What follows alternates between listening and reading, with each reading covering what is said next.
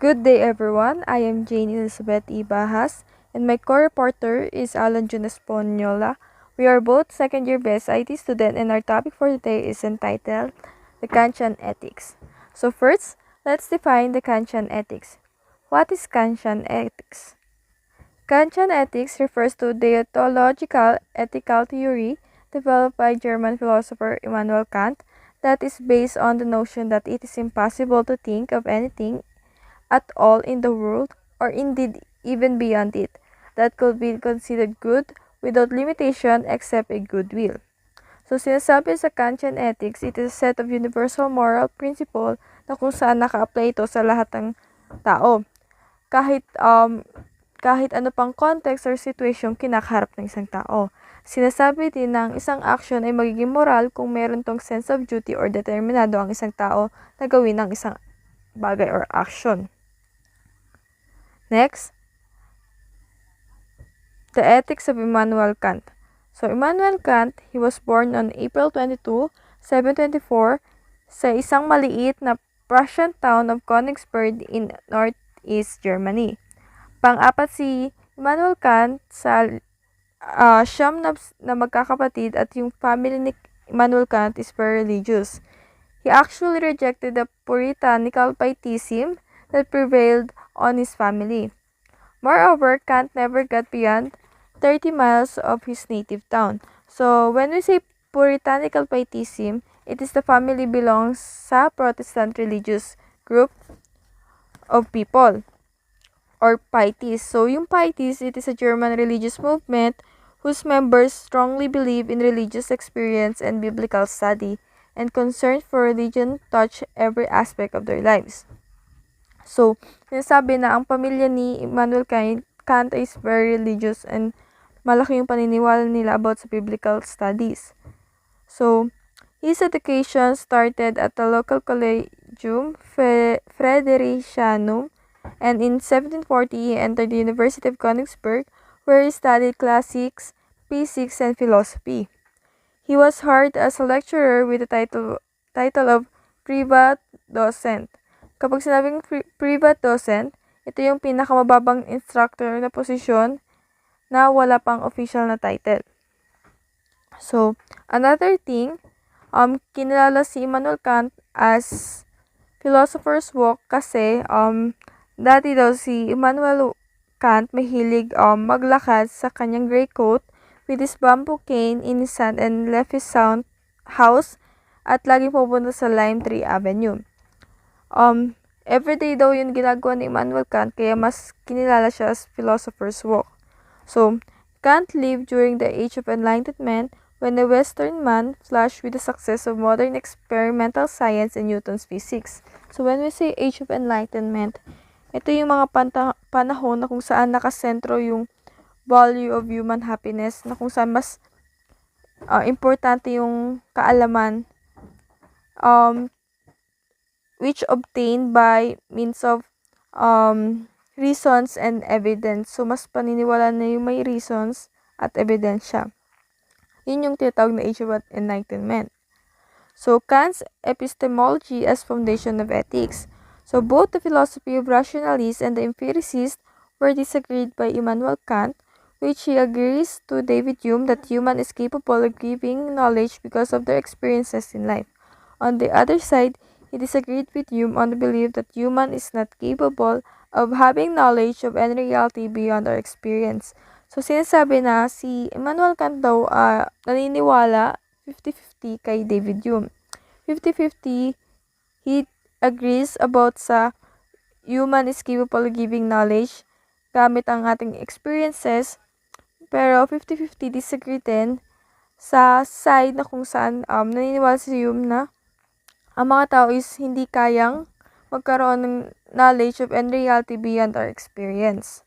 So, we get this knowledge not from the sense of experience, but from the rational judgment which we called a priori.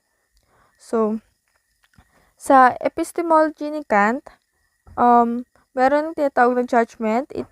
So, lahat naman tayo alam natin yung judgment. It is judging someone depending on its action or how we look or have a perspective to someone. So, it is an operation of thought whereby we connect a subject and predicate, where the predicate qualifies in some way the subject. So, sinasabi na may dalawang klaseng judgment, analytic judgment and synthetic judgment. So, ang pinagkaiba ng analytic judgment at synthetic judgment, analytic judgment is also called a priori. So, when we say a priori, ito yung mga uninformative. They serve merely to analyze the concept. So, it is also wherein the predicate is already contained in our understanding of the subject. So, while synthetic judgment, a posteriori, is that wherein the predicate is not contained in our understanding of the subject and the subject is not also contained in our understanding of the predicate. So, dito, ang synthetic is more informative than the analytic, tapos they tell something about the subject about by connecting or synthesizing two different concepts under which the subject is subsumed. So another judgment is also called synthetic a priori. It is both analytic and synthetic judgment. Next, transcendental method. It is a method introduced by Immanuel Kant which describes that the subject is the one who legislates, set the rules and boundaries for the emergence of the object. It can also be defined by the ability of the subject goes beyond itself and constitute the condition of possibility of the subject. So, transcendental method, it is also kind of approach to philosophical reflection. It is the center of which it inquires on those conditions in the knowing of a subject that make a knowledge possible. So, more on possibility talaga siya. Nakafocus siya sa possibilities ng isang bagay. So, there are two forms of limitation of human knowledge in its scope, which are limited to the world of experience and limited by the manner. So, phenomenal reality, which is the world we experience, and nominal reality, which is purely intelligible or non-sensual reality. So, phenomena are the appearances which constitutes the experiences. So, noumena are the presumed things themselves. So sinasabi rin na ang transcendental method views a man as self-governing, rational will, conforming to the absolute but internal demands immanent in him as rational will. Conformity is not simply external conformity but true fidelity to what duty means.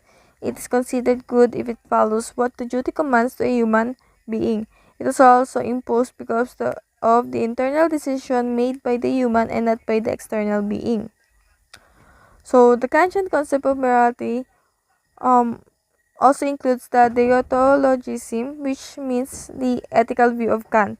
So, sa deontologism, it comes from the Greek word na kung saan duty and logos, which means study. Deonto, which means duty, and logos, which means study. So, the study of duty. Yun ang deontologism. So, the emphasis of Kantian ethics is duty or obligation. So, duty is what we ought to be done by human. So, what is the difference with duty and obligation? So, when we say duty, it comes from a moral or legal necessity. Kapag obligation naman arises from a set of rules na kung saan ini-aim to maintain an order. Then, morality is a set of principles which exclusively within the personality of human being. So, under din ng Kantian concept of morality is yung intent, motive, and will. So, what is the difference between the three is that intent, ito yung, it refers to a person's concise decision to commit an act. Then, motive deals with an individual's underlying reasons for committing an act. Then, the will, it is the choice of action. So, intent, motive, and will are the solely matter that describes what morally right or wrong which human is self-governing, that can decide rationally, which therefore the decision is based on the human person.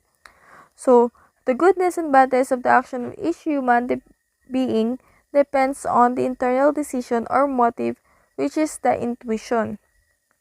The Kantian morality can also be considered as form of intuitionism or form of a motivist theory.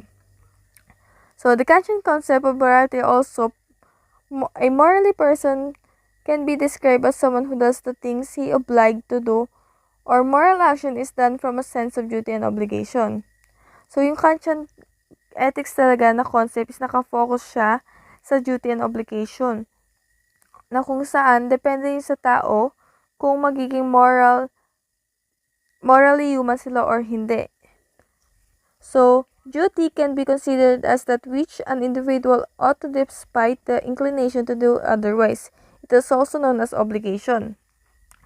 So, what is the difference of action done in accord with duty from an action done from a sense of duty? So, ang pinagkaiba nila is, kapag may sense of duty ka, it is, you can call as a morally human kasi ginagawa mo to using your obligation and duty and not dahil napipilitan ka lang.